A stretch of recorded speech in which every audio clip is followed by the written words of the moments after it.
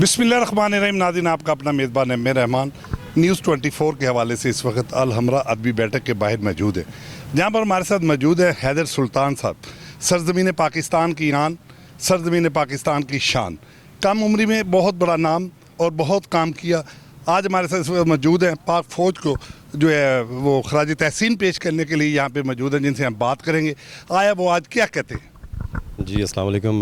पहली बात तो ये कि मुझे बहुत खुशी है कि ये सारा अवार्ड फंक्शन अरेंज किया गया और हमारी फ़ौज डिज़र्व करती है जिस तरह से उन्होंने उनको जवाब दिया हमारे दुश्मनों को, और उन्होंने इस चीज़ को टेकअप किया, बहुत अच्छे तरीके से किया, दिल खुश कर दिया उन लोगों ने। और मैं ये उम्मीद करता हूँ कि हमारी जो फ़ौज है वो अपनी प्रिपरेशन पूरी रखेगी कि आगे भी हमें मोहतात रहना है, इन चीज़ों से लड़ने के लिए, झगड़ने के लिए हमें रेडी रहना है। दुश्मन उससे कभी भी से आपको कमज़ोरी समझना चाहिए, लेकिन ये है कि फ़िल वक्त के लिए अल्हम्दुलिल्लाह बहुत दिल को खुशी हुई देखकर, और मैं उनको मुबारकबाद देना चाहूँगा हमारी फ़ौज को। हम उनके साथ खड़े हैं हमेशा से, हमारी इंडस्ट्री हमेशा से उनके साथ रही है और आने वाले वक्त में इंशाल्लाह उनके साथ रहेंगे।